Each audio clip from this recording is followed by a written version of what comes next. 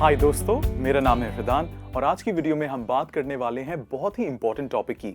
सबसे पहले देखते हैं एक ये important sentence, it's very cold. इसका मतलब क्या हुआ? यहाँ बहुत ठंड है या फिर ये चीज बहुत ठंडी है। जब भी कोई चीज ठंडी होती है आप कहते हैं वो कोल्ड है। ज्यादा ठंडी होती है तो आप कहते हैं कि वो वेरी कोल्ड है।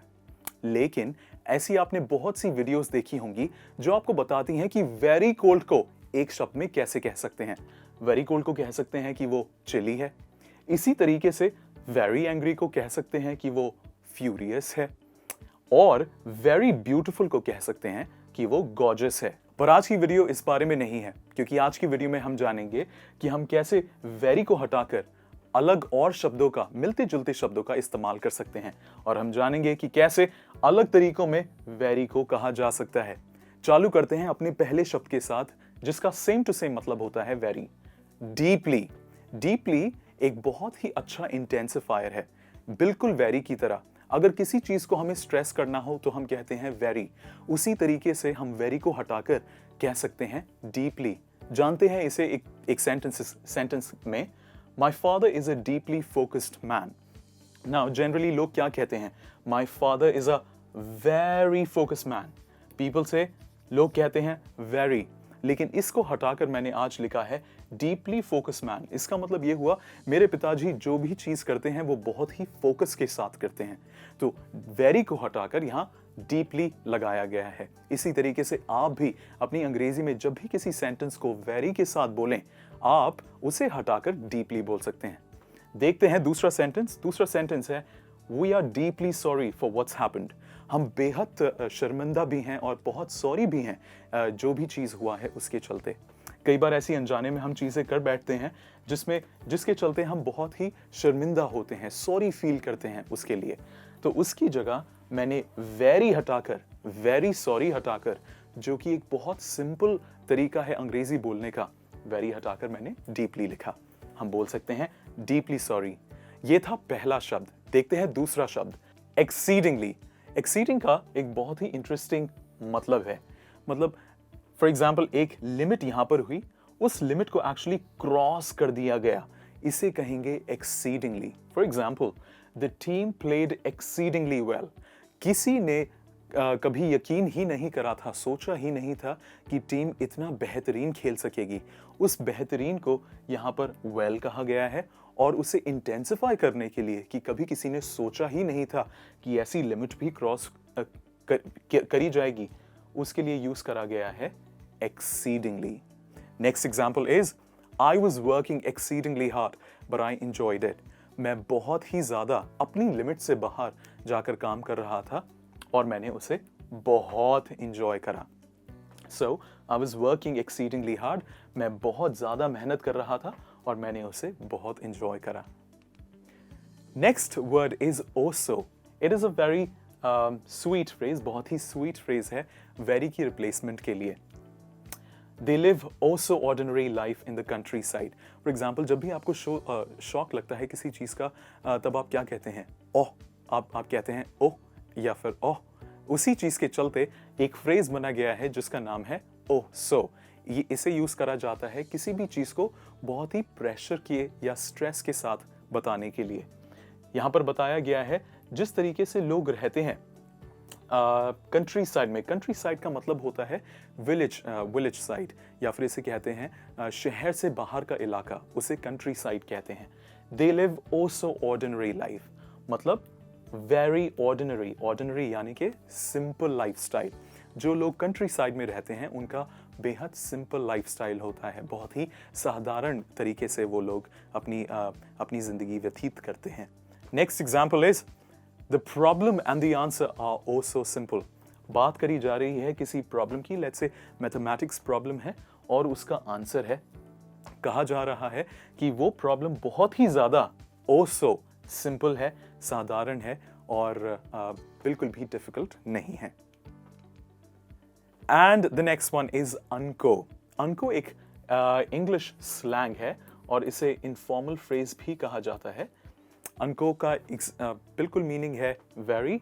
The restaurant's food has an unco fine test.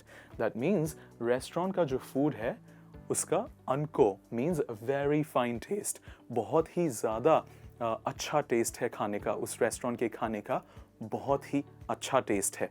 Next example, you keep your room unco cold even in winters.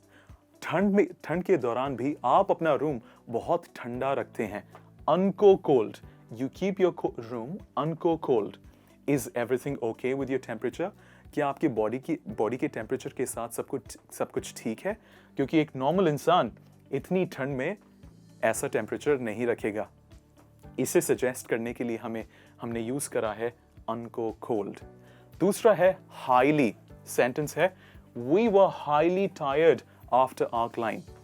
Climb एक ऐसी इंटरेस्टिंग हॉबी है जो लोग करना पसंद करते हैं। चट्टानों पर चढ़ना, माउंटेन्स पर क्लाइंब करना, चढ़ना, उसे ट्रैकिंग भी कहते हैं। वी वर हाईली टायर्ड मतलब हम बेहद टायर्ड, थक चुके थे जब हमने क्लाइंब अपना स्टार्ट करा या फिर क्लाइंब अपना खत्म करा। वेरी टायर्ड के चलते हमने उसके रिप्लेसमेंट में लिखा हाईली टायर्ड। दूसरा एग्जाम्पल हाईली के लिए है, it's highly convenient that you live near the office. जब भी आप अपना कोई ऑफिस स्टार्ट करते हैं या फिर नई जॉब लेते हैं तो लोग सोचते हैं कि कन्वीनियंट होता है कि आपका घर उसके आसपास ही हो। सो लोग कहते हैं ये बहुत ही कन्वीनियंट होगा, वेरी कन्वीनियंट होगा कि अगर आपका घर आपकी ऑफिस के आसपास है।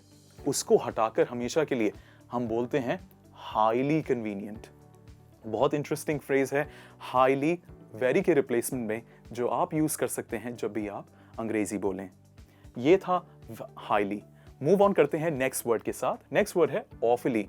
जैसे मैंने यहाँ पर आपके लिए मेंशन करा हुआ है, ऑफली एक थोड़ा इनफॉर्मल शब्द है। इनफॉर्मल यानी कि आप उसे अपने फ्रेंड्स एंड फैमिली के साथ यूज कर सकते हैं। जानते हैं कैसे हम इसे यूज कर सकते हैं सेंटेंस में। It's ऑफली dark in here, put the lights on. इस वक्त ये बिल्कुल पिच डार्क है, मतलब कुछ और नहीं दिख रहा। मैं बिल्कुल अंधा महसूस कर रहा हूं क्योंकि यहाँ पर कोई जरा सी भी रोशनी नहीं है। उसके लिए लोग कहते हैं वेरी डार्क। डार्क का मतलब कोई लाइट ना होना, वेरी डार्क। बट उसके चलते आप यूज कर सकते हैं ऑफली डार्क। यहाँ पर ऑफली डार्क है, प्लीज लाइट जलाएं। कई बार ऐसा होता है आप किसी रूम में जाते हैं और बिल्कुल लाइट्स नहीं होती हैं और आप कुछ नहीं देख सकते। वेरी डार्क के चलते आप कह सकते हैं ऑफली डार्क। नेक्स्ट सेंटेंस है the laws controlling drugs are awfully strict in this country. Laws का मतलब होता है कानून।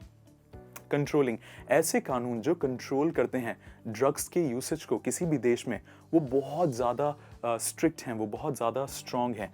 उसके चलते वेरी स्ट्रिक्ट को हटाकर मैंने लिखा awfully strict, awfully strong. So very का रिप्लेसमेंट हुआ awfully इस कॉन्टेक्स्ट में। नेक्स्ट शब्द है immensely। immensely एक बहुत ही फेमस शब्द है जो कि वेरी की रिप्लेसमेंट में यूज होता है। बताया जाता है कि किसी चीज के चलते आप कितना स्ट्रॉन्ग फील करते हैं, उस कॉन्टेक्स्ट में हम इसे यूज करते हैं। For example, she said she loved her mom immensely। उसने बोला कि वो अपनी माँ से बहुत प्यार करती है, बेहद प्यार करती है। She said she loved her mom very much। लोग कहते हैं very much। very much को हटाकर मैंने यहाँ लिख दिया immensely। बहुत ही नया तरीका है अंग्रेजी में बात करने का जो आप अपनी रोजमर्रा की जिंदगी में यूज कर सकते हैं। And decided to learn English on her request। उसकी माँ की रिक्वेस्ट के चलते उसने डिसाइड करा कि वो आज से अभी से अंग्रेजी सीखना चालू करेगी। नेक्स्ट एग्जाम्पल है The president of the country was immensely popular for his personality। Immensely popular, आपको पता है immensely का मतलब यहाँ पर क्या हुआ? Very popular, मतलब बहुत ज़्यादा फेमस थे। प्रेसिडेंट एक किसी कंट्री के बहुत ज़्यादा फेमस थे अपनी पर्सनालिटी के चलते। यानी कि उनकी पर्सनालिटी कुछ इस प्रकार की थी कि वो लोगों को बड़ा ही अट्रैक्ट करते थे।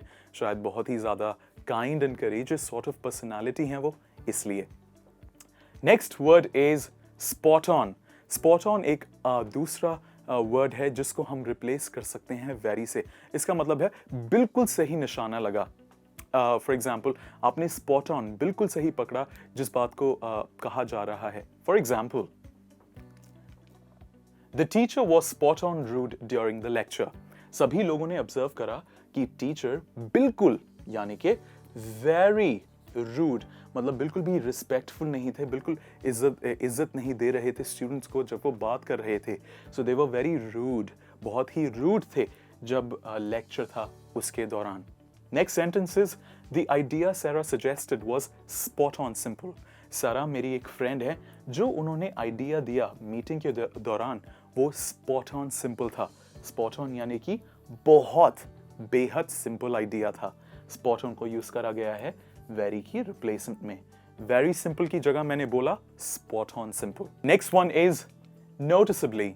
नोटिसेबली का मतलब क्या हुआ कि किसी चीज को आप जो नोटिस कर सकें, आप पहचान सकें, जान सकें।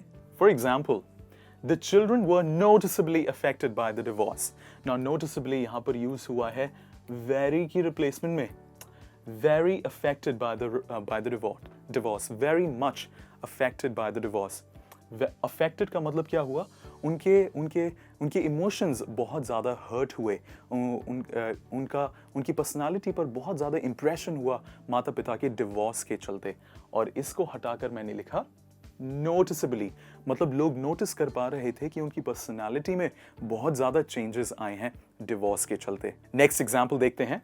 How noticeably childish of her to refuse to speak to me. For example, अगर आप किसी लड़की से बात करना चाहते हैं और उन्होंने आपसे बात करने के लिए बिल्कुल मना कर दिया, शायद वो आपकी दोस्त हैं और आपने कुछ गलत करा है, तो यहाँ पर कहा जा रहा है noticeably childish, मतलब कितनी बचकानी हरकत के साथ उन्होंने बिल्कुल आपसे बात करने के लिए मना कर दिया। लोग नोटिस कर सकते थे, लोग देख सकते थे कि वो कितनी बचकानी हरकत थी जिसमें उन्होंने आपसे बात करने को मना कर दिया। The next word is acutely. Acutely, for example, he was acutely aware of what will happen if he doesn't study for the exam. मतलब उन्हें बिल्कुल जानकारी थी, वो बहुत ही अवेयर थे, उन्हें पूरी जानकारी थी कि क्या रिजल्ट होगा अगर उन्होंने अच्छे से पढ़ाई नहीं करी तो। So यहाँ पर very much aware को हटाकर मैंने लिखा acutely aware. The next example is The whole situation was acutely embarrassing. सबसे पहले समझते हैं कि embarrassing का मतलब क्या होता है। Embarrassing मतलब बहुत ही शर्मिंदगी महसूस होना, किसी चीज को लेकर बहुत शर्मिंदा होना। Acutely embarrassing means बहुत ज्यादा शर्मिंदगी महसूस होना।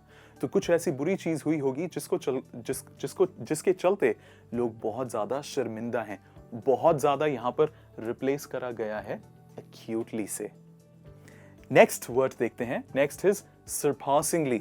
Surpassingly एक बहुत ही इंटरेस्टिंग वर्ड है, surpassingly, जिसका मतलब है very very. For example, she is a surpassingly beautiful woman. किसी की ब्यूटी को अप्रिशिएट करा जा रहा है, किसी की ब्यूटी की इज्जत करी जा रही है और बताया जा रहा है कि वो सिंपल ब्यूटी नहीं है, बहुत ज्यादा ब्यूटीफुल हैं।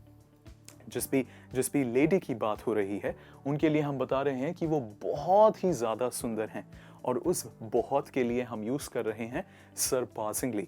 आज से, अभी से आप इसी शब्द का इस्तेमाल कर सकते हैं जब भी आप अंग्रेजी में बात करें। Next sentence, he was surpassingly upset that you didn't reply to his letters. Well, imagine कीजिए अगर आपका कोई दोस्त है और आप उसे लेटर्स या ईमेल्स और व्हाट्सएप मैसेजेस लिख रहे हैं और वो फ्रेंड आपको रिप्लाई ना दे, तो आप कैसा महसूस करेंगे? आप अपसेट होंगे या बेहद अपसेट होंगे? आप बहुत ज़्यादा अपसेट होंगे। उस बहुत ज़्यादा को अंग्रेजी में इस बोला गया है surpassingly upset. And the last one is beyond compare. मतलब इमेजिन कीजिए दो चीजें हैं A and B. A इतनी अच्छी है कि हम उसे ना ही किसी B के साथ कंपेयर कर सकते, ना ही किसी C के साथ कंपेयर कर सकते, क्योंकि ये इतनी अच्छी है। फॉर एग्जाम्पल, हम इसे समझते हैं एक एग्जाम्पल के साथ। The library has beyond compared good collection of mythological books. जो लाइब्रेरी है, लेट्स से एक बहुत ही इंटरेस्टिंग लाइब्रेरी है सेंट्रल दिल्ली में, सेंट्रल मुंबई में, सेंट्रल न्यूयॉर्क में। उस लाइब्रेरी में जो कलेक्शन है माइथोलॉजिकल बुक्स का, माइथोलॉजिकल बुक्स यानी कि बहुत ही पुरानी एंशिएंट स्टोरीज की बुक्स जो होती हैं, जो हमारे कल्चर के बारे में बताती हैं, जो कलेक्शन है ऐसी बुक्स का, वो बियॉन्ड कंपेयर है। वो बहुत ही बेहतरीन है, बहुत ही अच्छा है, सबसे अलग है। उसके लिए हमने यूज करा है beyond compare. We are not saying very good collection, we are saying beyond compare collection. And the last one is his attitude was beyond compare rude in the evening. जो उस लड़के का एटीट्यूड था, जो personality थी, वो beyond compare थी. हम कंपेयर ही नहीं कर सकते, वो इतना बदतमीज था. सो यहाँ पर हम बियॉन्ड कंपेयर बता रहे हैं उस रूड एटीट्यूड के लिए. उसे कंपेयर नहीं करा जा सकता. थैंक यू वेरी मच मेरे साथ जुड़े रहने के लिए इस लेसन में. इस लेसन में आज हमने सीखा कि वेरी को हटाकर हम ऐसे कौन से शब्दों का इस्तेमाल कर सकते हैं जो हमारी वोकैबुलरी को बेहतर बनाएंगे. Thank you again and have a great day.